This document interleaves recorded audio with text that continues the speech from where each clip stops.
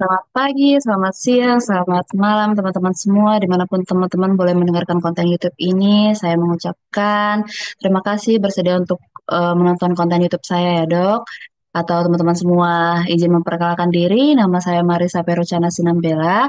Saya adalah seorang dokter umum yang bekerja di daerah Jakarta di rumah sakit ya dok. Tujuan konten ini untuk kita semua boleh belajar bersama-sama tentang ilmu penyakit dalam karena saya memang minatnya di ilmu penyakit dalam. Mudah-mudahan melalui konten YouTube ini kita boleh sama-sama belajar, baik dalam menangani pasien, atau untuk teman-teman yang sedang menempuh pendidikan fakultas kedokteran, atau mungkin bisa membantu teman-teman yang sedang mempersiapkan ujian yang membahas tentang ilmu penyakit dalam, seperti itu dok.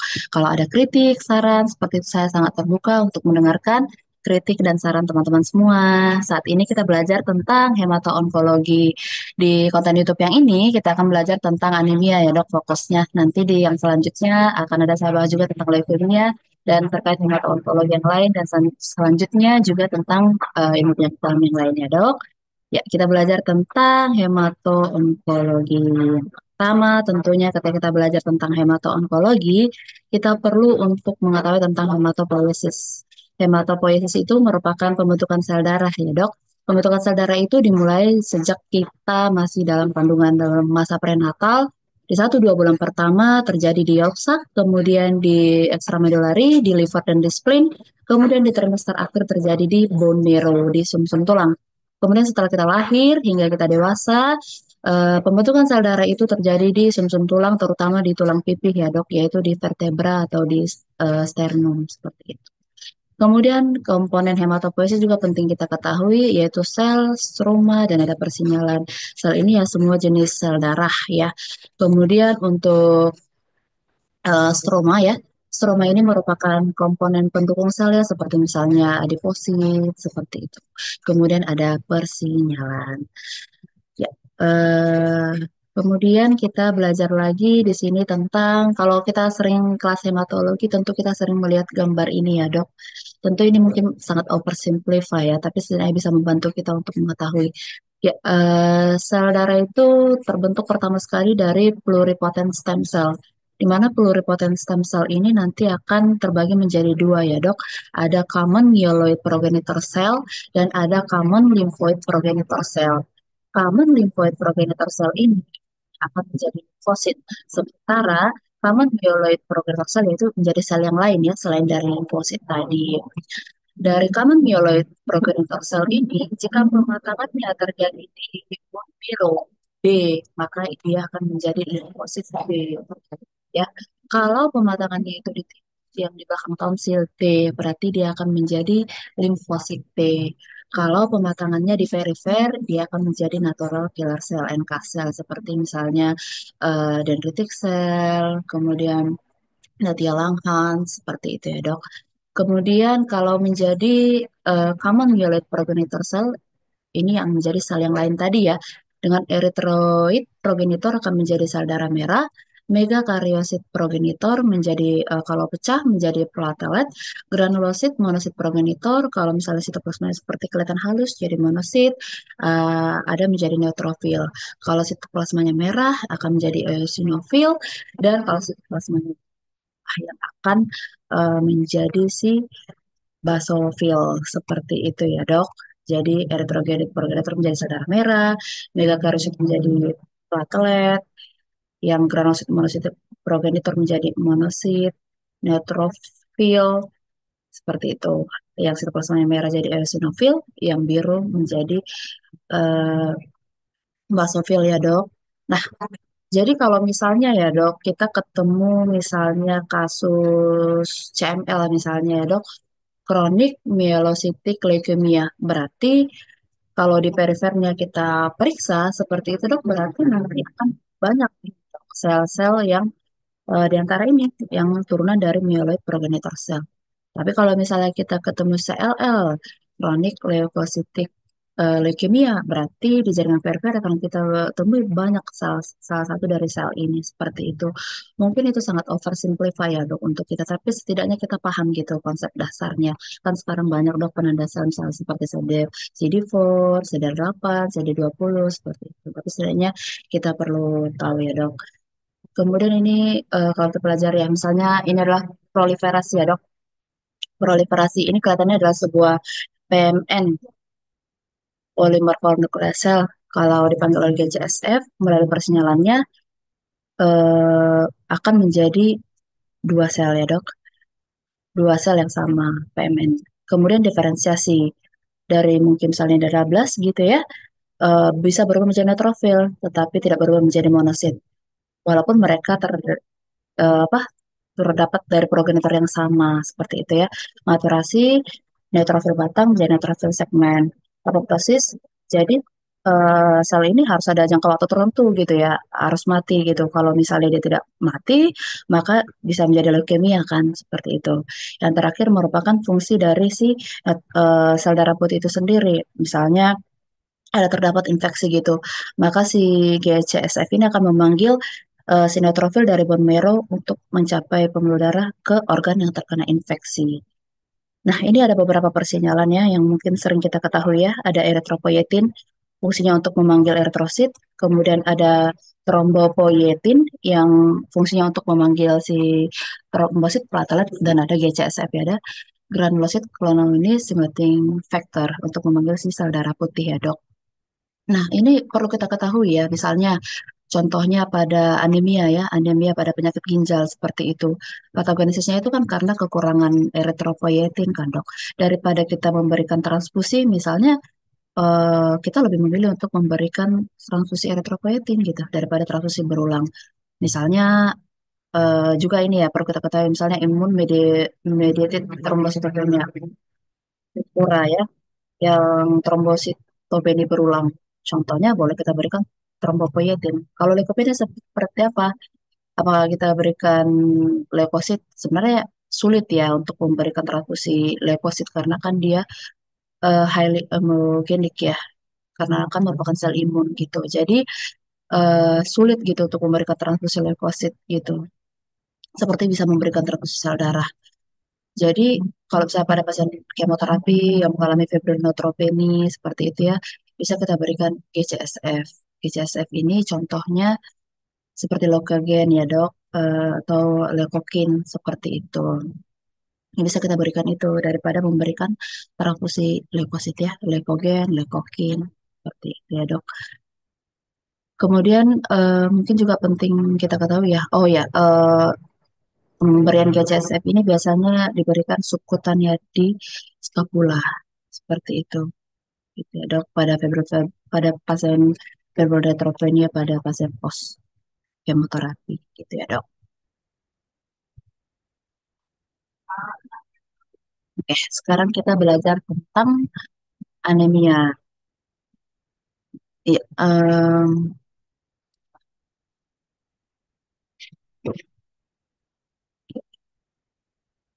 iya, anemia ya dok. Anemia itu merupakan nih penurunan jumlah massa eritrosit. Jadi bukan HB yang turun sih sebenarnya, tapi kan kita lihat dari HB ya kalau misalnya dari pemeriksaan lab gitu. Tapi sebenarnya tuh definisinya adalah penurunan jumlah massa eritrosit, di mana eritrosit itu 90% penyusunnya itu adalah si HB. Jadi kalau HB-nya turun, kita definisikan dia sebagai anemia. Anemia itu bukan penyakit tersendiri, tetapi kita harus mengetahui gitu kenapa pasien ini bisa terjadi anemia. Pasti ada penyakit yang mendasarinya seperti itu ya dok. Kemudian eh, ya, perlu kita ketahui juga HB normal berapa ya dok ya.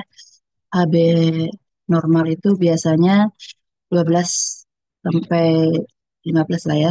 Kadang ada yang buat 16 seperti itu ya. Leukosit itu 4.000 sampai 10.000 per lapang dada. Platelet itu normalnya 150 sampai 450.000. Perlu kita ketahui ya dok ya. Ya. Nah, juga kita darah perifer lengkap H2TL gitu ya. Dituliskan itu biasanya saya 12, 36, gitu ya. 100, 12, jadi ini kalau nggak dikasih tahu gitu ya, ini adalah HB, hematokrit, leukosit, dan trombosit. Ini harus kita ketahui ya dokter ya.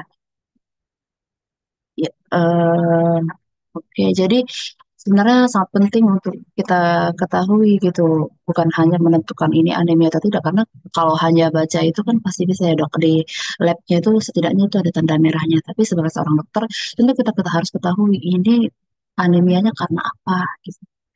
Kalau rentangnya itu dibedakan nanti anemia yang ringan, yang sedang, dan yang berat. Untuk kategori ringan itu pada pada wanita dewasa ya dok, itu di bawah 12, di bawah apa 11 sampai 11,9 gitu. Itu yang merupakan anemia ringan. 8 sampai di bawah 11 itu, pokoknya di bawah 11 itu sedang, di bawah 8 itu berat. Kalau untuk yang laki-laki 11 sampai 12,9. Jadi bedanya di sini ya, Dok, untuk laki-laki dan wanita. Untuk kategori anemia sedang dan anemia berat itu sama pada pria maupun wanita. Seperti itu. Oke, kemudian kita belajar tentang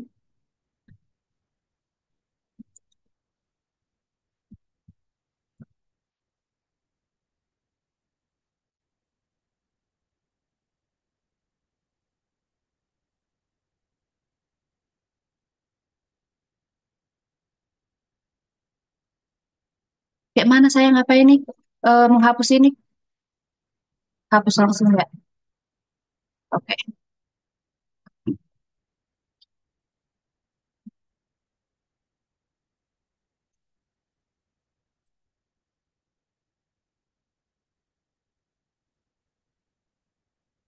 saya ini udah kerekam belum? Iya. Gimana caranya? Oh, udah ya. Ya, ini kita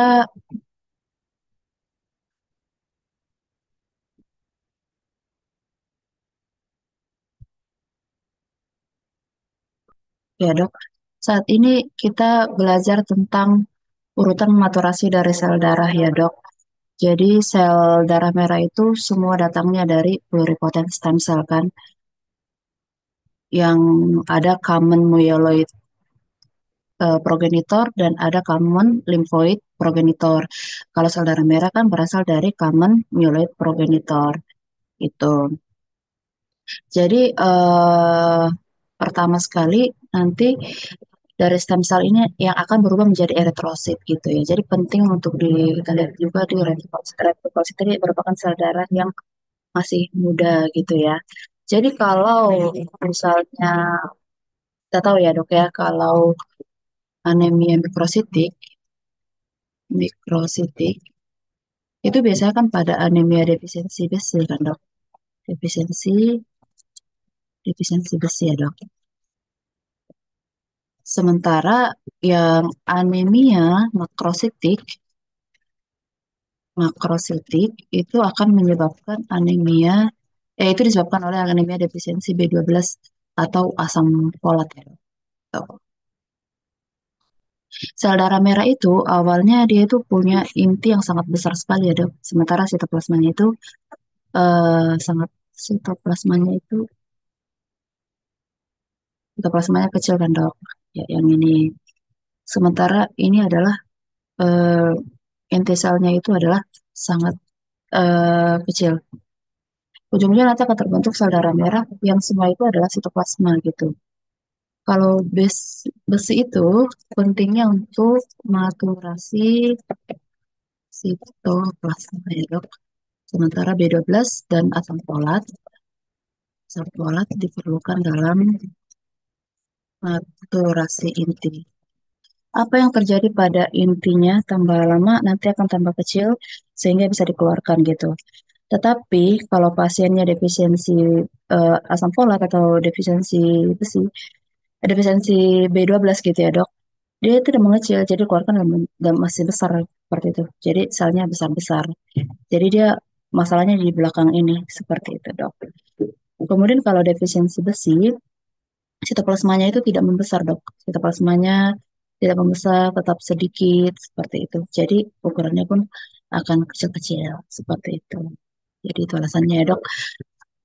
Eh, jadi gangguan sel darah merah itu kalau penyebabnya maturasi, gangguan maturasi sel, prosesnya itu terjadi belakang sel darahnya ini pasti terganggu. Tuh. Ya, kemudian bagaimana kita cara mendiagnosis anemia ya? Tentu ya dari gejala yang umum ya, 5L, lemah, lesu, lunglai, cepat capek, sering ngantuk, gitu. Yang spesifik mungkin anemia defisiensi besi, ada disfagia, atrofia papilidas, stomatitis amilwaris, anemia megaloblastik, uositis, gangguan neurologis juga defisiensi vitamin B12, anemia hemolitik, ikterus, splenomegali, hepatomegali, anemia plastik, perdarahan, dan tanda-tanda infeksi. Nah, kalau misalnya nih dalam diagnosis anemia, apa yang paling penting kita ketahui ketika kita misalnya menemukan pasien anemia? Apa yang paling penting kita ketahui? Ya tentu kita harus melihat dari si MCV MCH-nya dok. MCV MCH-nya apakah ini normositik, apakah ini mikrositik, apakah itu makrositik. Perlu juga bagi kita untuk mengetahui apusan darah tepi seperti itu. Atau bisa juga melihat dari si retikulositnya. Sebagai dokter umum, mungkin kita paling di DPL itu ya dok, kalau kita periksa darah, itu kan sudah keluar ya dok, HB, HT, leukosit, trombosit, ada tuh MCV, MCH-nya. Jadi dari sana kita bisa bisa nanti mendefinisikan kira-kira ini ke arah mana seperti itu ya. Atau bisa kita kombinasikan juga sih sebenarnya dari retikulosit, MCV, MCH, tapi kita mulai aja dari MCV, MCH-nya dulu ya dok. Seperti itu. Ya, dok. Kemudian kalau misalnya hapusan darah tepi ya dok, kalau misalnya kita melakukan hapusan darah tepi, kalau bisa ketemu pasien HB-nya 7, kemudian konjungtiva pucat, kita temukan ada sel pensil, berarti itu adalah anemia defisiensi besi. Kalau misalnya di hapusan darah tepi ditemukan sel berbentuk bulat sabit, berarti itu adalah sebuah sikal sel anemia. Jadi seperti itu. Nah, paling penting ya dok, ini adalah indeks eritrosit, ada MCV yang menunjukkan ukuran sel darah merah apakah kecil, besar, atau normalnya 76 sampai 95. MCH menunjukkan warna sel darah merah itu apakah merah, terang, pucat, keputihan, atau keputihan seperti itu ya. Itu normalnya 27 sampai 34. Kemudian ada MCHC. Nah, bagaimana rumusnya? MCV adalah hematokrit dibagi retikulosit blood count kali 10. Normalnya 76. Di antara rentang ini berarti normal titik. Kalau di bawahnya berarti mikrositik. Kalau di atas 95 berarti makrositik. MCH, HB dibagi RBC count dikali 10. Normalnya 27 sampai 30. Di bawah berarti hipokrom. Di bawahnya hipokromik ya dok. Kayak gitu. Kemudian pada prinsipnya semua pasien anemia itu kan bisa diterapi ya dengan ya transfusi gitu. Tapi kan kapan perlu kita transfusi gitu ya dok? Indikasi transfusi itu transfusi ya secara general aja ya dok ya. Kalau hemodinamiknya tidak stabil. Misal ada anemia, sesak nafas seperti itu ya. Jadi ya kasih aja transfusi. Atau yang kedua indikasi secara umum ada di bawah 7 gitu ya dok. Sebenarnya kalau kita berikan transfusi seperti itu ya pada pasien anemia ya akan naik gitu ya dok. Tapi tentu kita harus tahu gitu penyebab si anemia ini apa. Kalau hanya kita transfusi gitu, tapi kita tidak tahu penyebab dasarnya, kita tidak menangani penyebab dasarnya kan sama aja. Itu kayak sama dengan kita mengisi ember yang bocor gitu. Mungkin terisi sebentar, tapi kan bocor lagi seperti itu. Tapi kan kita harus tahu ya, kita harus bereskan gitu penyakit dasarnya. Oke, secara generalnya. Kemudian ini ada, oke, kita bahas yang pertama dok, anemia yang makrositik ya dok. Anemia yang makrositik ini, setiap anemia makrositik ini kita harus perlu memeriksa si retikulositnya. Retikulosit ini nanti akan kita lihat apakah dia meningkat atau normal seperti itu. Kalau misalnya retikulositnya meningkat, berarti dia bisa karena anemia defisiensi B12 atau asam folat dalam terapi, atau ada riwayat perdarahan akut. Tetapi kalau untuk anemia pasca perdarahan akut ini tentu akan kita tahu kan, karena pasti secara anamnesis gitu di kronologi kan kita ketemu bahwa pasien ini misalnya baru mengalami kecelakaan, ruptur arteri femoralis misalnya. Ya, tentu kita tahu, oh ini anemianya karena pasca perdarahan akut, seperti itu.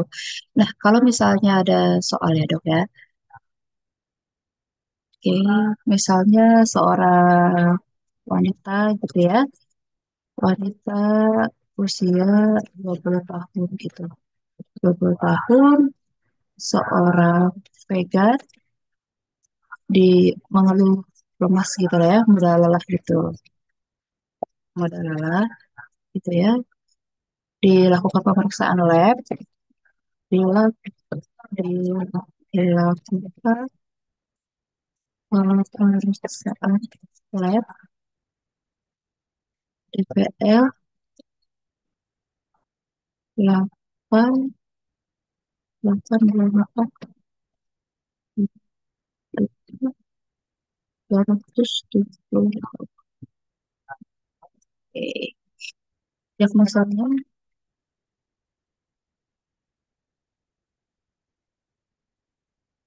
diagnosanya apa?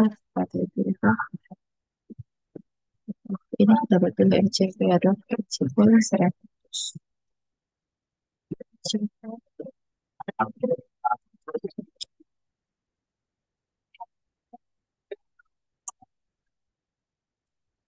Jadi kalau kita lihat ya, ini HB-nya 8. Seperti itu ya dok.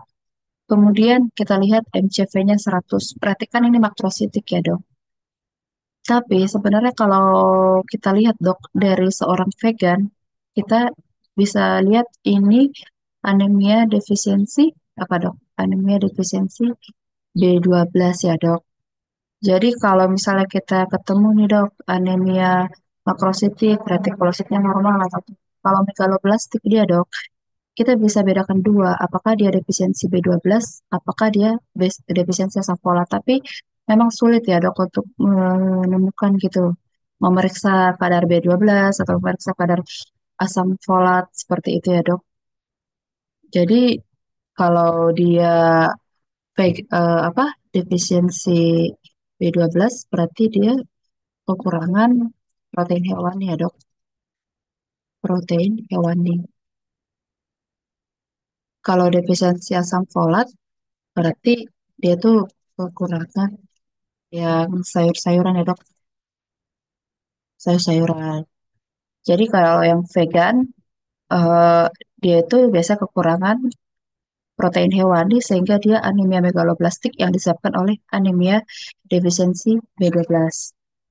Kemudian kalau yang eh, apa namanya? Kalau yang kekurangan sayur-sayuran seperti itu ya, dia akan menjadi defisiensi asam folat. Makanya misal ingat aja dok, misalkan ibu hamil kan sering disuruh makan sayur-sayuran ya dok, karena untuk meningkatkan asam folat seperti itu. Jadi itu perlu kita ketahui ya dok. Kemudian kalau misalnya retikulositnya itu normal, ya bisa lah dan sumber tulangnya itu adalah non megaloblastik gitu, non megaloblastik. Jadi kalau yang non megaloblastik itu dok, eh, ya dok, non megaloblastik itu ya bisa anemia pada hipotiroid, ada anemia pada hipotiroid atau sindrom plastik. Sebenarnya sih, tapi nggak kita lakukan pemeriksaan sumsum tulang lah ya dok. Jadi kalau misalnya ada makrositer, kemudian retikulosit yang normal, kita periksa faal tiroid, faal hati. Jadi kita bisa tahu kira-kira ini anemianya pada apa gitu. Karena pasien gitu ya, hasilnya normal, tapi kita harus memeriksa sum tulang karena kan itu tidak efisien secara biaya dan itu juga kan proseduralnya sakit seperti itu ya dok. Jadi itu tadi ya pada anemia makrositer, lihat aja retikulositnya, retikulosit meningkat apakah normal. Tapi biasanya sih ya kita ketemu anemia defisiensi B12 atau anemia defisiensi asam folat seperti itu. Kemudian ini yang paling sering ya kita temui karena kan di Indonesia itu banyak banget defisiensi besi. Nah, pada anemia hipokrom mikrositer dok, apapun penyebabnya seperti itu dok, apapun kita curiga walaupun dia bisa datang dengan CKD atau penyakit yang lain gitu, Pada anemia hipokromikrosita dok, kita perlu cek basis serum. Cek basis serum. Basis. Hmm. Kalau misalnya basis serumnya menurun dok, itu kita lihat ferritinnya dok. Kalau ferritinnya turun, berarti itu adalah anemia defisiensi besi. Kalau ferritinnya normal atau naik, itu berarti adalah anemia pada penyakit kronik seperti itu. Kemudian,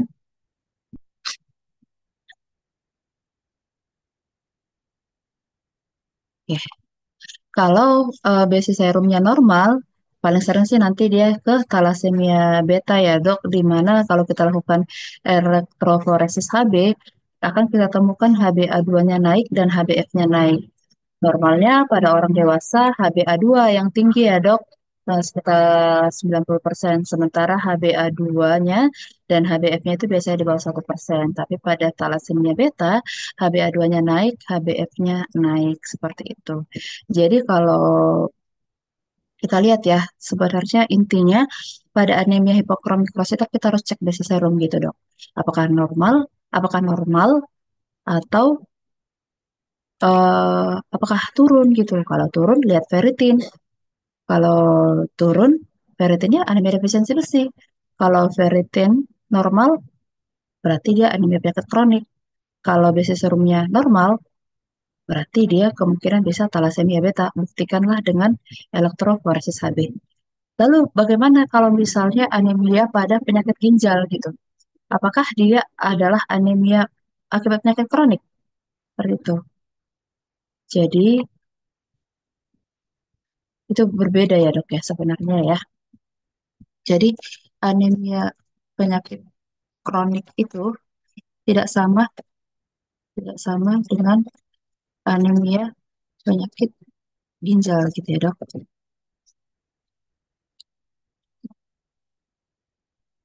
Jadi ini nggak sama ya dok ya. Kalau anemia penyakit kronik ini sebenarnya paling sering pada TB atau pada keganasan ya dok. Pada TB dan pada keganasan. Bagaimana patofisiologisnya? Jadi ada namanya hepsidin ya dok. Hepsidin. Jadi hepsidin ini secara kompetitif eh, jadi ini kan akut fast reactant ya dok. Akut fast reactant. Akut fast reactant gitu dok. Dia itu meningkat pada fase inflamasi gitu. Jadi dia secara kompetitif untuk membuat si besi itu masuk ke dalam sel seperti itu dok.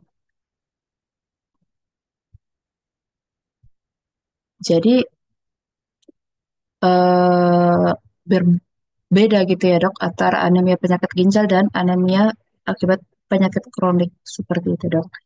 Kalau anemia penyakit ginjal itu kan karena defisiensi eritropoietin kan dok. Gitu. Anemia penyakit ginjal itu adalah defisiensi EPO. Jadi morfologinya itu pasti normokrom normositer seperti itu dok. Jadi kalau misalnya ketemu anemia pada anemia hipokrom mikrositer pada pasien CKD, yaitu itu namanya anemia penyakit karena defisiensi besi seperti itu.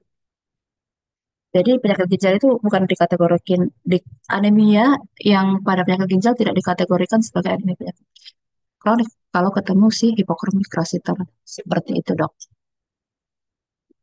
Kalau Kalau anemia pempiktorik berarti masalah laksana atau tadi TB keganasannya defisiensi besi berarti ya bisa suplementasi zat besi atau besi IP, thalassemia beta ya bisa dengan transfusi berulang. Kalau misalnya anemia sideroblastik, kuncinya sebenarnya ada kata-kata ketemu cincin sideroblastik dalam susun tulang seperti itu. Tapi jarang ya dok ya. Seperti itu dok. Kemudian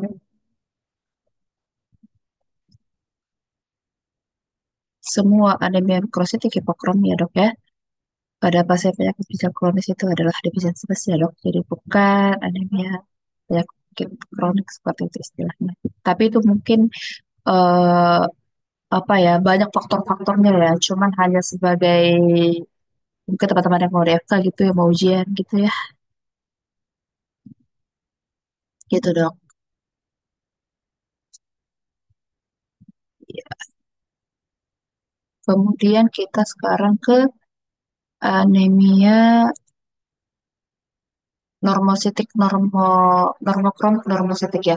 Normal dari retikulosit ini kan 1 sampai 2% ya dok. Tapi kalau misalnya dia meningkat, kita boleh lihat tanda hemolisisnya positif atau tidak gitu ya. Misalnya LDH meningkat, bilirubin meningkat, kita tes KUM. Kalau misalnya positif, itulah yang disebut dengan AIH ya dok.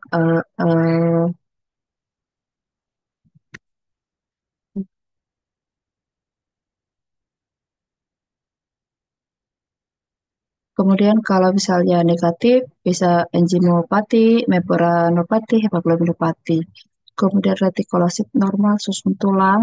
Eh, Kalau ketemu hipoplastik, berarti ada plastik, displastik, sindrom mielodisplastik, hepatofase, limfoma kanker. Kalau misalnya normal, soal hati, ginjal, tiroid, atau penyakit kolorik. Tapi sebenarnya ya, kalau misalnya anemia karena penyakit ini seperti itu ya, mending cek dulu faal hati, faal ginjal, faal tiroid gitu daripada jadi kita udah cek gitu ya ternyata hasilnya normal.